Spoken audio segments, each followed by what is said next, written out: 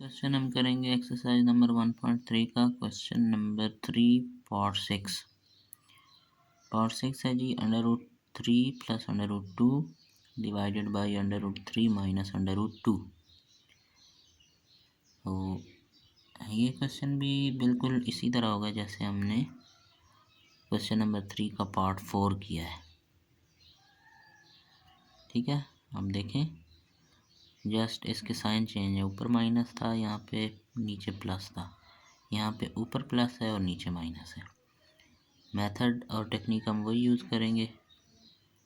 इसमें फ़र्क सिर्फ ये है कि यहाँ पे हमने फार्मूला जो यूज़ किया था a minus B whole square वाला था और यहाँ पे फार्मूला आ जाएगा a plus B whole square. तो देखते हैं इसके सॉल्यूशन की तरफ चलते हैं। स्टूडेंट्स, मैंने आपके लिए क्वेश्चन यहाँ पे लिख लिया है। अब हम इसको सॉल्व करते हैं। सेम इसी तरह पहले स्टेप में हम √3 प्लस √2 से डिवाइड करेंगे, हम ऊपर से भी और नीचे से भी। यहाँ पे हम लिखेंगे √3 plus √2 divided by √3 minus √2 multiply by √3 plus √2 divided by √3 plus √2।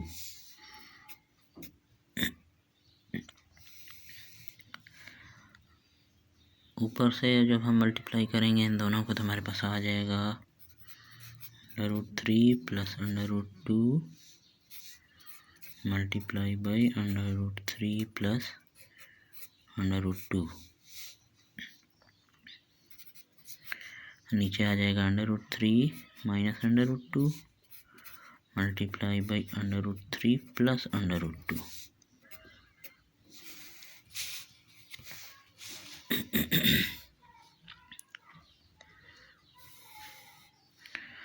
Okay जी, ऊपर है √3 प्लस √2, √3 प्लस √2, ये दोनों मल्टीप्लाई हो रहे हैं तो इसको हम लिख लेंगे √3 प्लस √2 होल स्क्वायर और नीचे आ जाएगा a minus B into A plus B.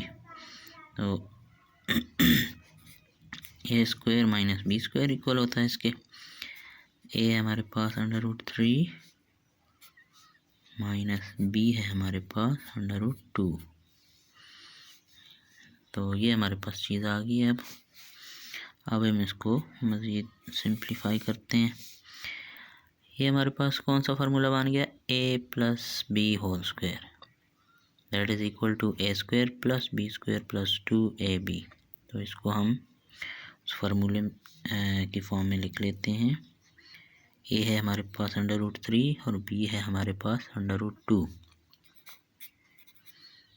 a square plus B square plus 2ab।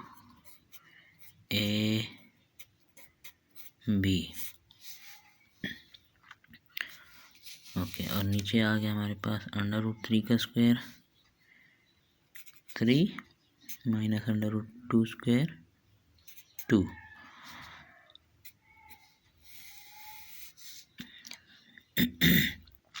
Three minus 2 1 और ऊपर वाले को हम सॉल्व करेंगे। √3 square is equal to 3 plus √2 square is equal to 2 plus 2 into √3 into √2।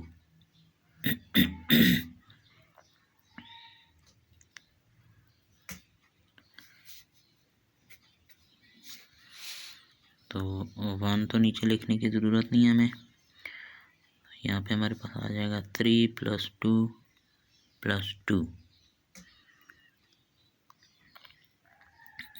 3 plus 2 हो गया 5 प्लस 2 इंटू √3 और √2 को हम एक स्क्वायर रूट के अंदर लिख लेंगे 3 मल्टीप्लाई बाई 2। तो ये हमारे पास आ गया 5 प्लस 2 इंटू √6। तो आई होप कि यही आंसर होगा।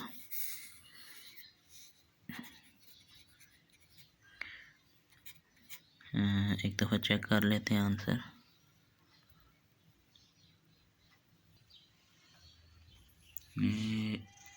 एक्सरसाइज नंबर 1.3 का क्वेश्चन नंबर 3 था।